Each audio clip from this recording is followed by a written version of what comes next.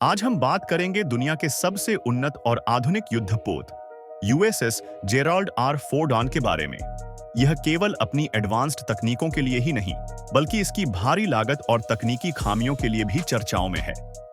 क्या यह जहाज अपने वादों पर खरा उतर पाएगा या सिर्फ एक महंगी असफलता बनकर रह जाएगा? और सबसे बड़ा सवाल, क्या यह जहाज नई पीढ़ी की मिसाइल और ड्रोन तकनीकों का सामना कर सकता है? आइए इस दिलचस्प सफर की शुरुआत करते हैं और जानें इस तकनीकी चमत्कार की कहानी।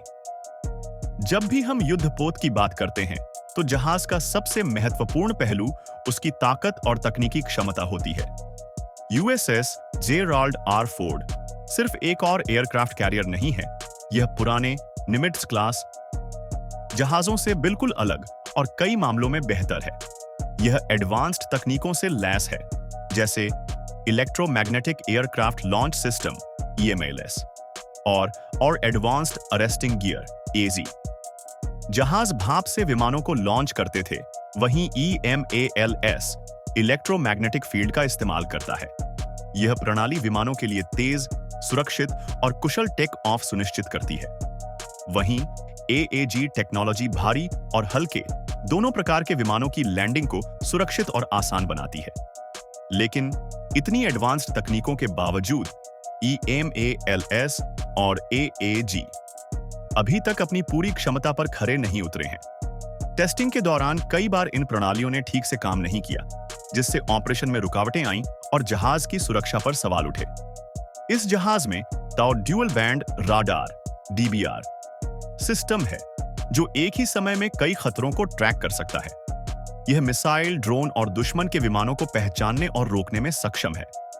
लेकिन जब इसे असल हालात में टेस्ट किया गया, तो कुछ खामियां भी सामने आईं। खास तौर पर तब जब एक साथ कई खतरों का सामना करना पड़ा। ऐसे में DBR को अपग्रेड करने की जरूरत है, ताकि यह दुश्मन के सभी खतरों को सही समय पर पहचान सके और उनसे निपट सके। जहाज की सुरक्षा के लिए इसमें लेजर वेपन्स और एडवांस्ड मिसाइल डिफेंस सिस्टम जोड़ने की योजना भी है।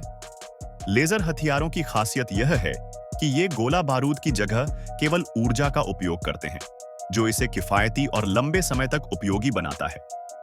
यह जहाज पुराने निमित्ज क्लास से 3 गुना अधिक ऊर्जा पैदा कर सकता है, जो लगभग 125 मेगावाट है। इतनी अधिक ऊर्जा न केवल मौजूदा जरूरतों को पूरा करती है, बल्कि भविष्य की तकनीकों को भी सपोर्ट कर सकती है। लेजर वेपन्स और इलेक्ट्रोमैग्नेटिक रेलगन्स जैसे आधुनिक हथियार इन जहाजों की क्षमताओं को और बढ़ा देंगे। रेलगन्स दुश्मनों को अत्यधिक गति और सटीकता के साथ निशाना बना सकते हैं। फोर्ड क्लास के जहाजों का एक खास फायदा यह है कि इसमें पुराने जहाजों की तुलना में 20% कम क्रू की जरूरत होती है। निमिट्ज क्लास के जहाजों में जहां 5000 लोग काम करते थे, वहीं फोर्ड क्लास में सिर्फ 4000 लोग पर्याप्त हैं। इससे न केवल वेतन और ट्रेनिंग में बचत होती है, बल्कि जहाज के संचालन में भी आसानी होती है।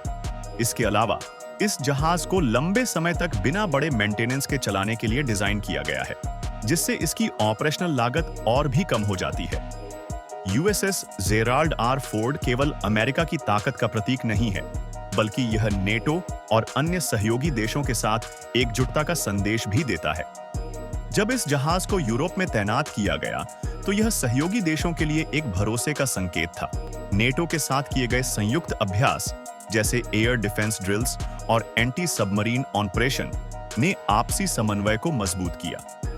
इस तरह के अभ्यास न केवल रणनीतिक साझेदारी को बढ़ाते हैं, बल्कि यह दिखाते हैं कि अमेरिका और उसके सहयोगी किसी भी खतरे के खिलाफ एकजुट हैं। दोस्तों, यूएसएस जेराल्ड आर फोर्ड एक अद्भुत इंजीनियरिंग चमत्कार है, लेकिन इसकी सफलता इस पर निर्भर करती है कि यह नई तकनीकों की खामियों को कितनी जल्दी और प्रभावी तरीके से दूर करता है।